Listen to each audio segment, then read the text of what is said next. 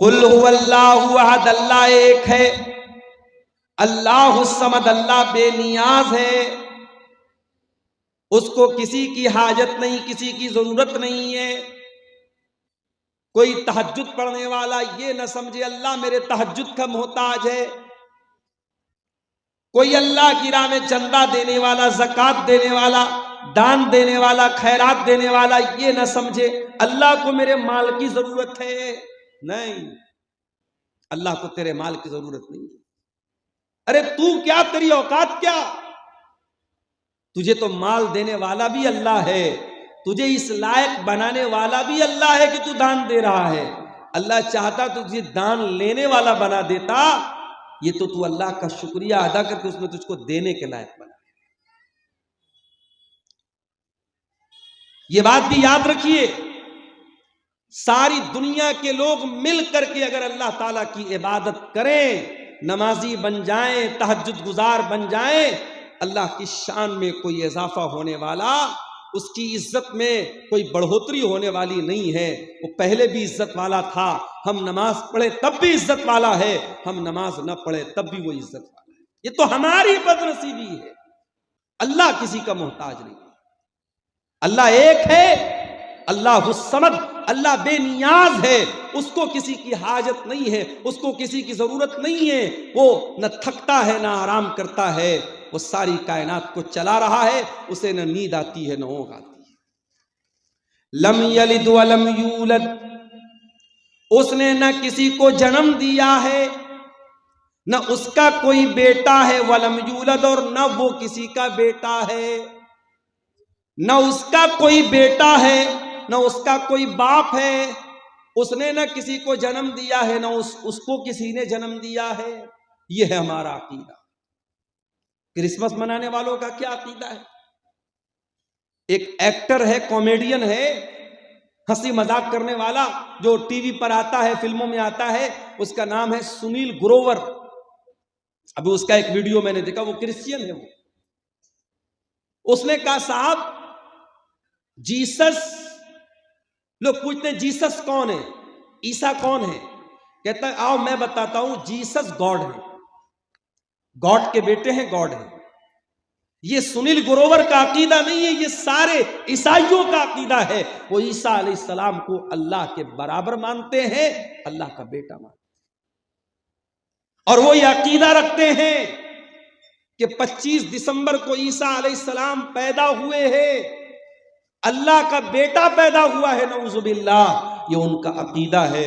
اور ہم بڑے مانوتا وادی اور بڑے سیکولر، ہم جا کر کے کہتے بھائی تو اللہ کے بیٹے کی پیدائش کی خوشی منا رہا ہے، میری کرسمس، میری کرسمس، مبارک ہو تیرا یہ تہوار، ہم اسے مبارکباد دیں۔ یاد رکھو میرے پیارے ساتھیوں، کرسمس کی مبارکباد دینا گویا اللہ تعالیٰ کو گالی دینا ہے، گویا یہ اقرار کرنا ہے کہ ہاں تو اللہ کے بیٹے کی پیدائش کی خوشی منا رہا ہے، میں تجھ کو مبارکباد دے رہا ہوں۔ اور یہ اتنا بڑا گناہ ہے، اتنا بڑا گناہ ہے کہ قرآن کے اندر اللہ تعالیٰ سورہ مریم کے اندر کہتا ہے وَقَالُوا اتَّخَذَ الرَّحْمَنُ وَلَدًا لَقَدْ جِئْتُمْ شَيْئًا إِدًّا تَكَادُ السَّمَاوَاتُ يَتَفَطَّرْنَ مِنْهُ وَتَنشَقُّ الْأَرْضُ وَتَخِرُّ الْجِبَالُ حَدًّا أَن دَعَوْا لِلرَّحْمَنِ وَلَدًا۔ یہ لوگ کہتے ہیں کہ رحمان نے بیٹا بنا دیا، یہ کہتے ہیں اللہ کا بیٹا ہے۔ تم نے بہت گندی بات اپنی منہ سے نکالی۔ یہ اتنی خطرناک بات ہے کہ آسمان پھٹ پڑے، زمین پھٹ جائے اور پہاڑ گر جائیں، اتنی خطرناک بات نہیں ہے جتنی خطرناک بات یہ ہے کہ تم یہ بات کہتے ہو کہ رحمان نے بیٹا بنا لیا، اللہ نے بیٹا بنا لیا۔ عبدالغفار صاحب سے ہم محبت کرتے ہیں، ان کو واٹس ایپ پر میں نے میسج کیا، مولانا مجھے آپ سے ایک ضروری بات کرنا ہے۔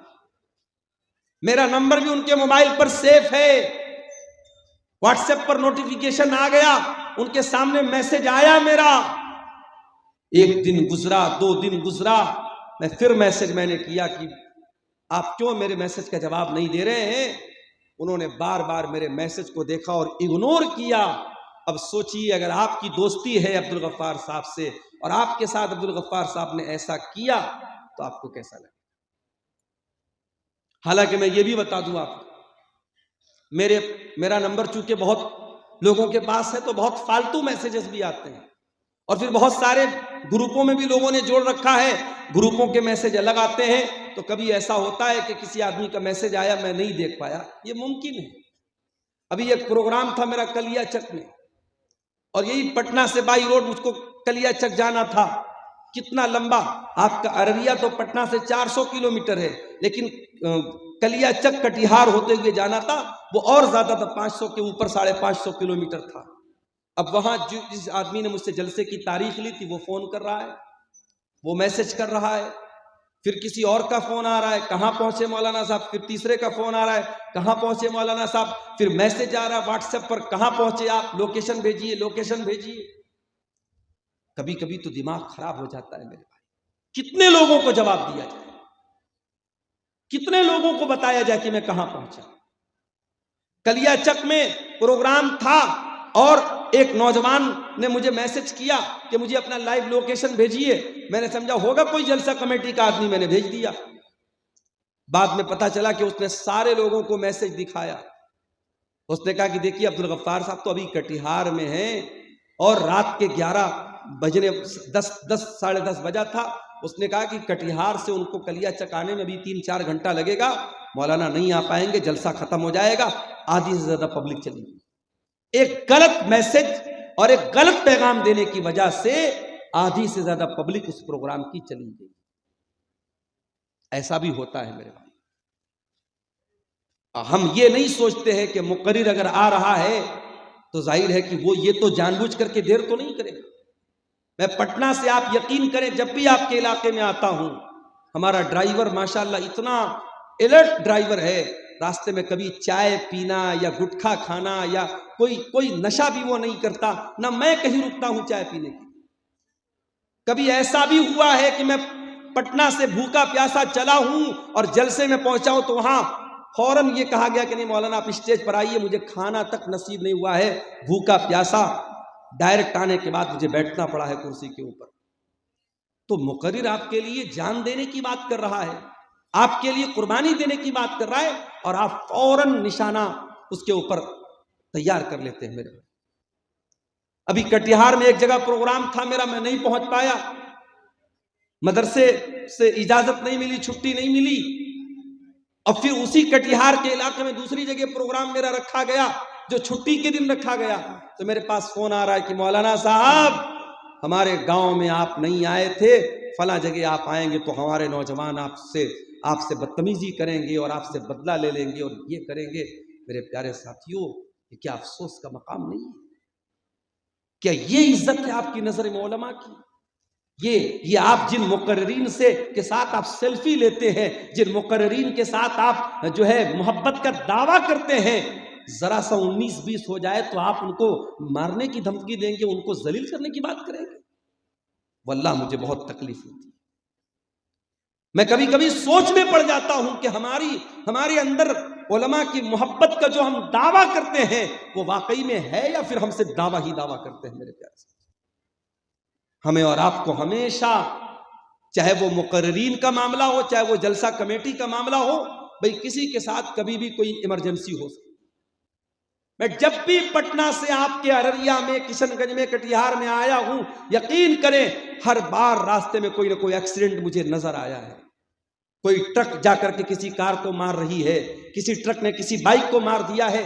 آج بھی ہم لوگ آئے تو راستے میں دو جگہ ایکسیڈنٹ ملا تھا۔ اللہ نہ کرے، اللہ میری حفاظت کرے، سارے علماء کی حفاظت کرے، یہ ایکسیڈنٹ ہمارے ساتھ بھی ہو سکتا ہے۔ میرے جب آپ پریشر بنائیں گے، ڈرائیور پوری سپیڈ میں گاڑی چلائے گا، رات کا ٹائم ہے، کوہرے کا ٹائم ہے، کچھ حادثہ بھی ہو سکتا ہے۔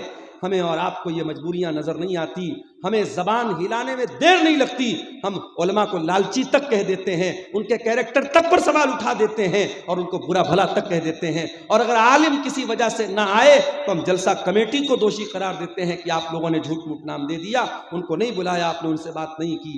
میرے پیارے ساتھیوں، کبھی بھی کسی کے ساتھ کوئی ایمرجنسی ہو سکتی ہے، ہمیں اور آپ کو یہ بات یاد رکھنی چاہیے۔ تو انسان ہیں ہم، ہم ایک دوسرے کے محتاج ہیں۔